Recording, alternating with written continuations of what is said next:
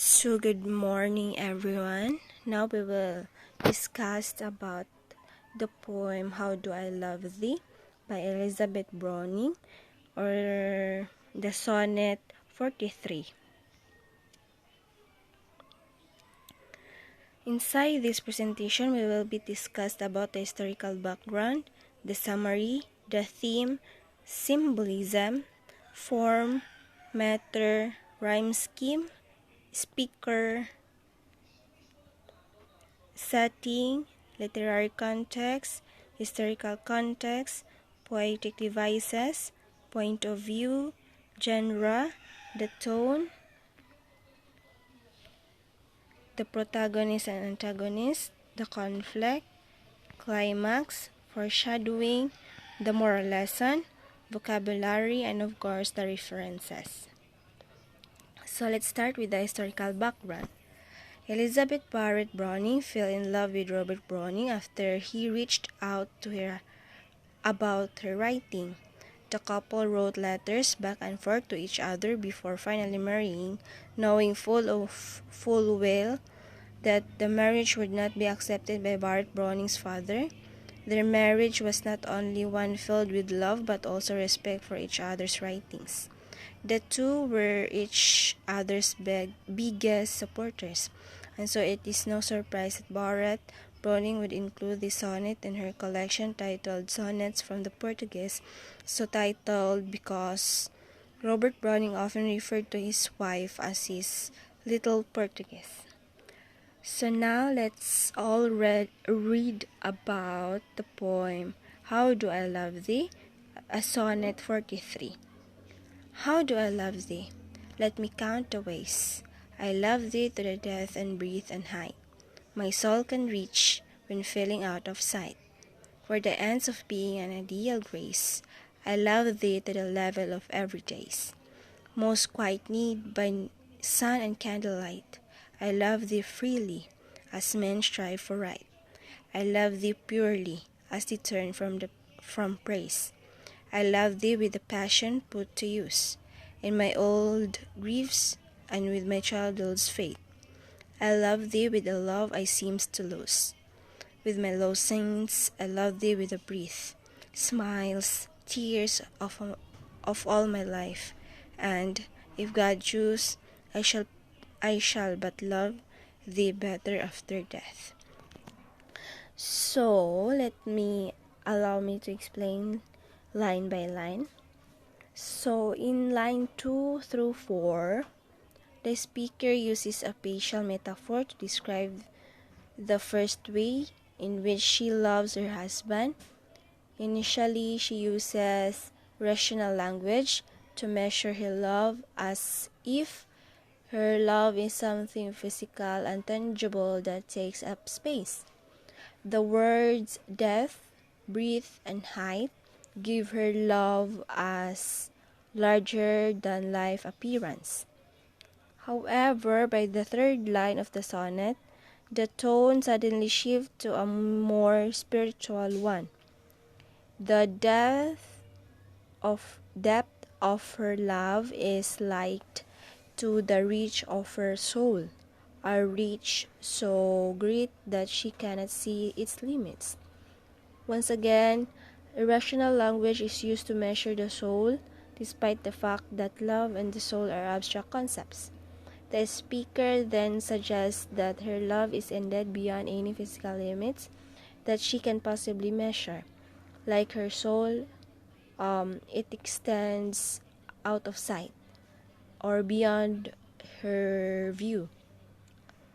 At this point, her love encompasses a spiritual quality and is no longer the tangible object that she once tried to define through measurement. Also, her soul and her love are likely out of sight as her being an ideal grace after met their end.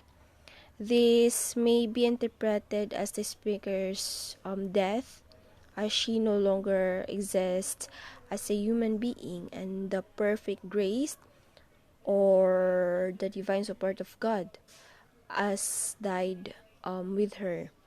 However, her love has no boundaries and extends into the realm of the afterlife. So let's proceed to line 5 to 8. The speaker's self-assured tone is further emphasized with the repetition of the keywords, which is the I love thee, which every repetition of this phrase, the power and sincerity of her love shine through. In contrast to the first 4 lines of the sonnet, lines 5 through 8 suggest another or more down-to-earth angle of speaker's love for her husband. While her love is larger, while her love is large and powerful and otherworldly, it is also quiet and peaceful. Once again, she attempts to measure her love with the use of the word level, which is describing the extent to which she loves her husband. This time, however, the extent is more tangible than previously described. Her love fills the quiet need for her everyday life. In other words, this is also a practical love that is always present from day to day, a bold yet powerful life force that keeps her going. Also, the mention of sun and candlelight specifically mark the passage of time. However, one might interpret this light imagery as a sort of vitality and joy. Her, hus- her husband lights up her life, bringing her happiness. And the sunlight in particular is literary need to sustain life, just suggesting that her love for her husband is the key to her very existence. And the light metaphors likewise hint at the spiritual energy, just as heaven is bright and beautiful. Her love for her husband has a bright and divine energy. In lines 7 and 8, the speaker proceeds to use similes as means of relating her love to experience of mankind. Like she loves her husband freely, suggesting that it is her choice to do so, and that she gives without restraint. She compares this freedom to the experience of men or mankind striving to do what is right for humanity. Then, loving her husband is the right and natural thing to do, just as mankind should always strive to do the right thing because it brings goodness into the world. She also loves him purely. Her love is sincere and whole, and it is attainted by any expectation of reward. Just as men resist or turn from the praise when they commit noble acts, she resists any needs to praise for her love. Then her love is humble and modest, just as decent men are when they do good in the world. So let's proceed to lines 9 and 10. The lines 9 and 10 begin the final sestet of the sonnet in an ambiguous manner. The speaker hints at past disappointments with the world, old griefs. The speaker suggests that she once felt pain over someone or something, but that this pain is likely behind her at the point in time. Nonetheless, mentioning this pain gives the poem a sudden touch of sadness that disrupts its otherwise joyful tone. If one looks closely at Barrett Browning's life, one might think that these griefs may reflect the illness of her youth, the premature death of family members, or her difficult relationship with her father. However, she now channels these past griefs to demonstrate that the passion or force with which one resists pain can also be applied to loving someone. This energy can be put to good use on her, that she explains that she has put it towards her life for her husband. Likewise, she compares the intensity of her love to the power of childhood faith. This faith may be interpreted as religious faith, or it may be viewed as belief in something or something great. A child's faith is innocent and intense, such as the faith put into parent or mythical figure. For example, the Santa Claus, the Tooth Fairy, and the like. As an adult, she is now exhibiting the same earnest, intense faith in her husband, and she showed for all the things and people she believed is in as a child. In line 11 to 14,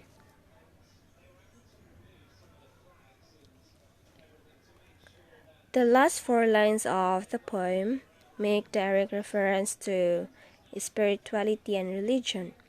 The use of word loose and lost within lost within the same phrase instantly depends the sober and reflective mood of the final itself. The speaker is digging more deeply into her past and her soul as means of giving an even more profound explanation of her love. While previous lines suggested disappointment from her past, the speaker now declares boldly that she actually lost her lost her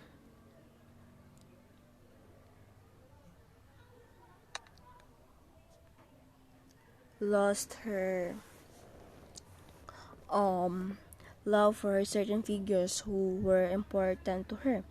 The use of the word saints conjures a religious image, and one might believe that she once suffered the loss of religious faith. Alternatively, one might surmise that she looked up to the certain people which such high regard she considered them saintly.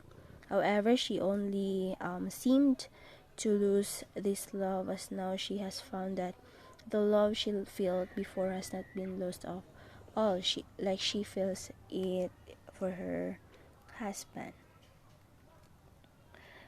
The speaker also continues to describe how her love consumes her body and soul. Through her smiles and tears, through good and bad times, she continued to love. The mention of breath once again suggests the importance of her love to her daily existence. Her love keeps her going through life, and it is necessary as breathing. In the last two lines, the speaker makes the first direct reference to God. By mentioning his name, she clarifies that she is still a pious person, despite any disappointments she may have experienced in past, while it suggested throughout the sonnet that through the sonnet that the speaker is in control of her love, that she willingly loves her husband. The conclusion suggests that the speaker believes that only God can ultimately decide if her love will continue when she is gone. If God wills it, she will love her husband better, or even more powerfully in the afterlife. The speaker also exhibits a loss of control at the poem's conclusion, as she is essentially saying that she can only hope that her love will stand the test of time. I hope you understand or follow the explanation about the every line of this poem. So let's proceed to the summary in order to us to understand more what is going on through the poem. So let me read. How much do I love you? I'll count all the ways I do. I love you to the edges of my soul. When it reaches out of for the unseen goals of the eternity and oneness with God. I love you as you need to be loved every day, whether during the day or the evening. I love you by the free choice, like those who chose to do the right thing. I love you with the self-regard. I love you who don't brag about their own accomplishments. I love you with the passion I used to feel for my old sufferings and for the religious of my childhood. I love you with the love I thought I had lost when I lost my faith in my saints. I love you with my every breath, smile, and tear. I will for the rest of my life. And if God bring us to heaven, I'll love you even more in the afterlife. So the theme of this poem is first romantic versus spiritual life, the love versus reason, love as choice, and freedom. Why is that the romantic versus love? Why is that one of the theme is romantic versus love?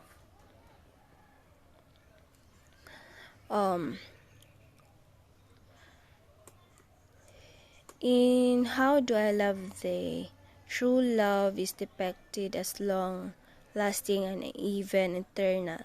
However, the poem also reveals a tension between love as an attachment to earthly life and the things of this world, and love as something that transcends life on earth.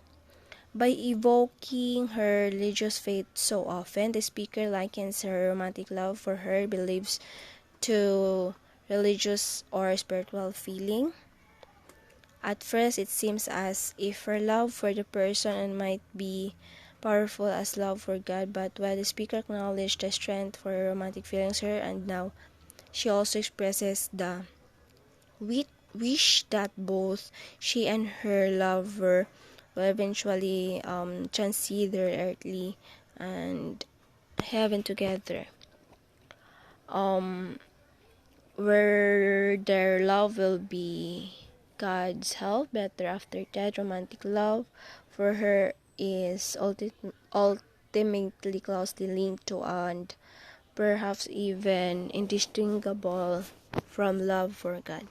The poem argues that true love external surpassing space, time, and even death, although the poem is often read biographically as an address from the poet Elizabeth Barrett Browning to her husband. The depiction of eternal and all-powerful love could also apply to any human love, since speaker and addressee are both a name in the poem itself.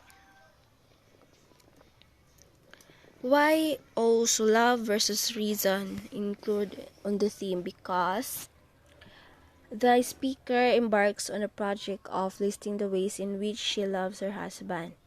The poem thus begins as the means of attempting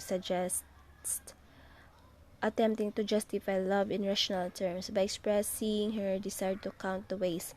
And also the speaker suggests that her love can explain and on an intellectual level. At the same time, however, she admits that love is actually something more profound, spiritual, and dictated by faith.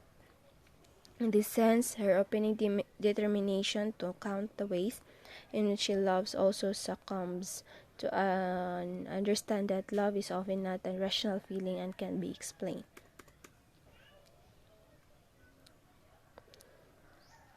Also, love as choice and freedom. Throughout the poem, the speaker frequently describes love as free choice, based on the admiration for a lover's qualities. Reading the poem biographically, this is a significant choice to a poet, Elizabeth Browning, who had little choice in her own life. She lived at home until her 40s under the power of controlling and restrictive father. It is not it is thus not surprising that the poem places a high value of choice and freedom as romantic values. For the speaker, love is not just a source of joy or even spiritual fulfillment. It is also means of achieving freedom with constraining circumstances. So let's proceed to the symbolism.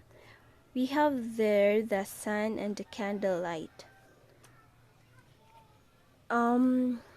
In How Do I Love Thee, it is a poem noticeably lacking symbols, perhaps because it is often realized instead of expression of feeling, evocations of God and spirituality.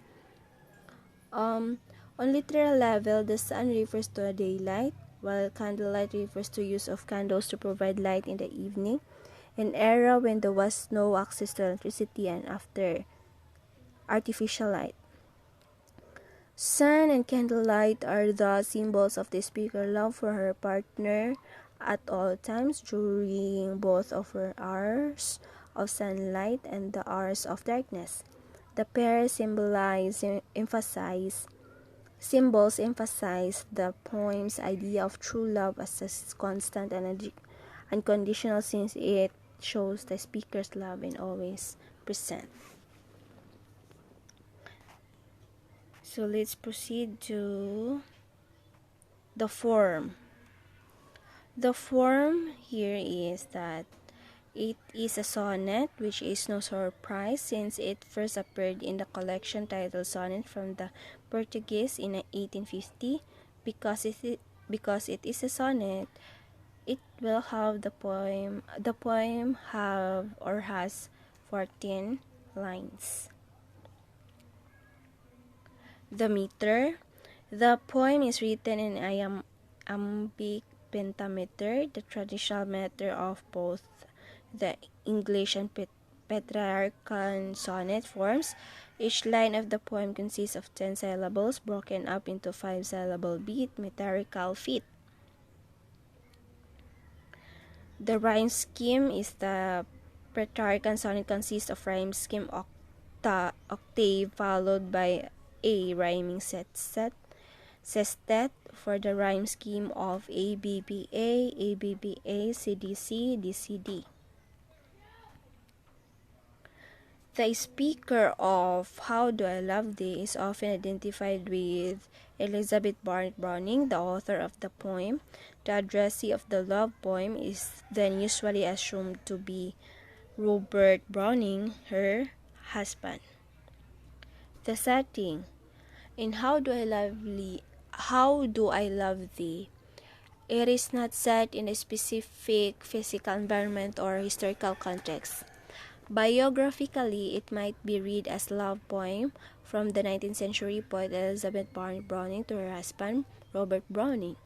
In this case, it's possible to regard the poem as set in the mid-19th century, around the date that the poem was published. A reading lends strength by same period details like the reference to candlelight. However, the poem does not necessarily need to be read that way. In fact, the speaker frequently makes reference to eternity, suggesting that she sees the poem as depicting a love that continues outside and bounds of particular time or place. Literary context. Elizabeth Browning was a poet of Victorian era, or the period of 19th century in which the United Kingdom was ruled by Queen Victoria.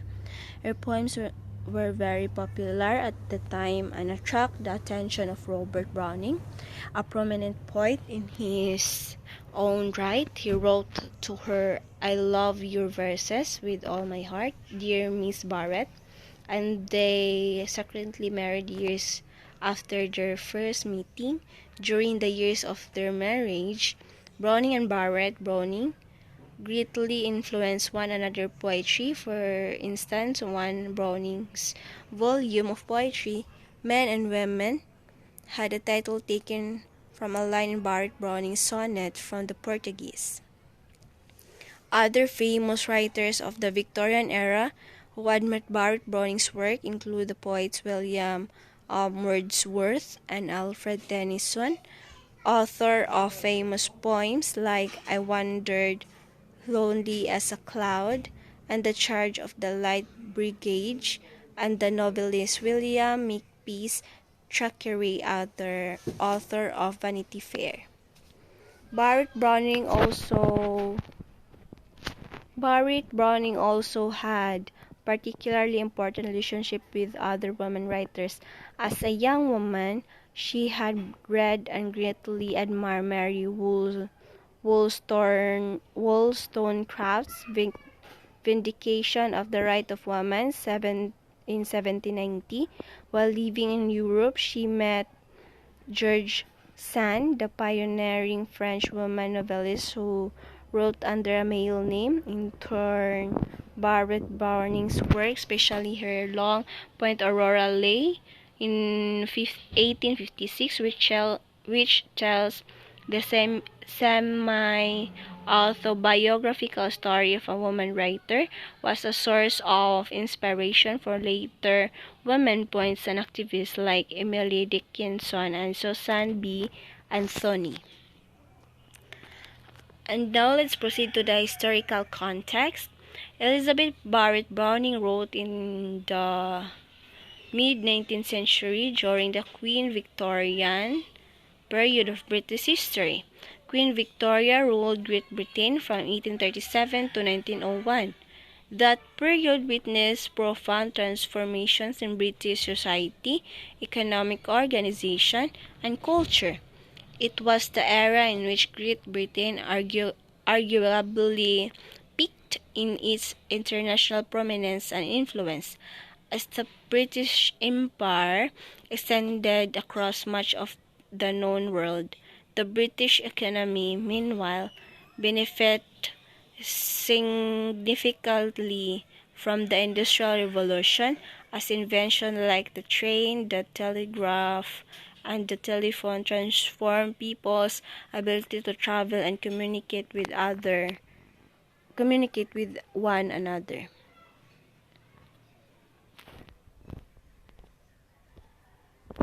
In some ways, the Victorian period was an era of greater democracy that granted more political power to ordinary people. The 19th century saw the growth of labor movement, more working class people gaining the right to vote, and higher incomes and standards of living. At the same time, however, industrialization led to new social ills, like widespread urban poverty and slum living, overcrowding due to the massive growth of the British population, and disease epidemics. A similar paradox attended the role of Victorian women like Barrett Browning. Increasingly, women could gain respect and prestige as authors of novels, poetry, and prose in their own right. At the same time, Victorian women were still very constrained in their ability to work and lead independent lives in society that regarded them as the property of their husband and fathers. Barrett Browning's increasing interest in women's rights was marked by her reading of feminist thinker Mary Wollstonecraft, her notably egalitarian marriage with Robert Browning, and her more elaborated life on European continent, where she socialized with other women authors and spent much of her life in middle age. So here is the poetic devices. In Sonnet 43, Browning makes use of several literary devices. These include but are not limited to imagery, simile, and alliteration.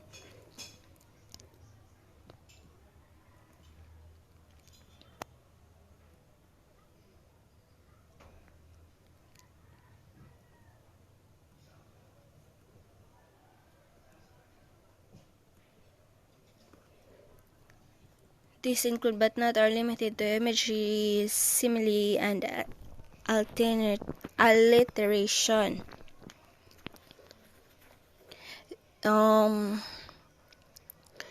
the first of these is one of the most impactful literary devices that poet can use. It can be so through the poet's ability to create images that appeal to or active the reader's sense. These are things that can be seen, touched, heard, or smelled on one's mind.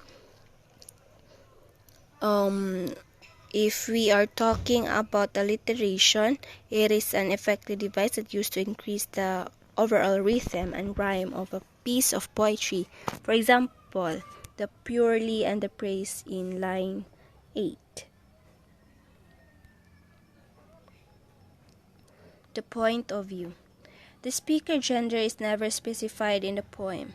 However, one might consider Elizabeth Barnett Browning to be the speaker. As she dedicated this poem to her husband, the speaker muses out loud about her love for her husband, and then, throughout the sonnet, lists the ways in which she loves him.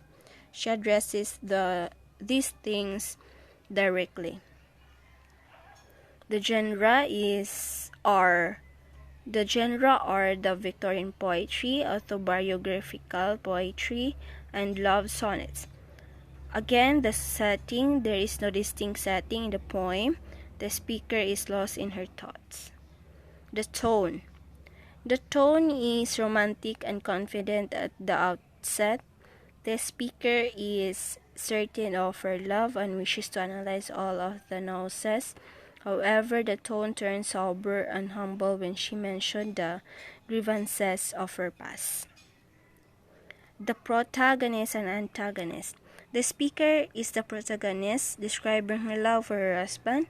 The antagonist may be considered fate and even God, forces that may challenge her ability to love once she is gone. While her love is powerful, only God can choose whether she will be able to love in the afterlife. The conflict. The speaker has suffered spiritual disappointment in the past that once treated to diminish her capacity to love. Furthermore, she wonders if God will choose to let her love her husband even more once she has left this world. The climax. The climax occurs in the line 9 at start of the final sestet. The tone shifts to a religious one as the speaker digs deeper into her soul to reveal all the ways in which her love outshines the pain of her past. Her love for her husband is exalted to the point of religious adoration as she seems to replace the lost sense she once revered before. The foreshadowing. The last two lines, foreshadowing the speaker's eventual death, she acknowledged that one day she will be gone, and she expresses hope that she will be able to love her husband even more after her passing. What is the moral lesson there? The poem's meaning is about true love of fight to his husband. The poem meaning is about true love of a wife with his husband. Sonnet 43 is a testament of true love that is clearly reflected in her writing. Love can even death cannot break is true and genuine. Love conquers all. Love is patient. Love is kind. It does not envy. It does not boast. It is not proud. It is not rude. It is not self-seeking. It is not easily angered. It keeps on record of wrongs. Love does not delight of evil, but rejoices with the truth. It always protects, always trusts, always hopes, and always perseveres. Also, the poem serves as an inspiration, loved and beloved by the other precious people around us. We have also here the vocabulary. The first, the. It is an old-fashioned word meaning you. In the 19th century, calling someone thee often indicates familiarity or intimacy, so it is fitting that the speaker refers to her beloved using this term. Breadth refers to the width of an object or the distance from the other side of an object to the other side. The word grace often means courtesy, generosity, or elegance in a broader framework. However, grace is a theological term referring to God's unfailing generosity and presence in human life. By referring to ideal grace, the speaker is thus alluding to the Christian notion of grace as something that brings one closer to God. To strive means to work hard to achieve something. And last one is the lost saints. Here, the speaker's lost saints refers to the saints or explanatory figures of Christian worship that she was taught to revere as a child. Her depiction of the saints as lost suggests that she lost her faith in them as she grew older. So that's all. I hope you are gained something that helps you to realize that love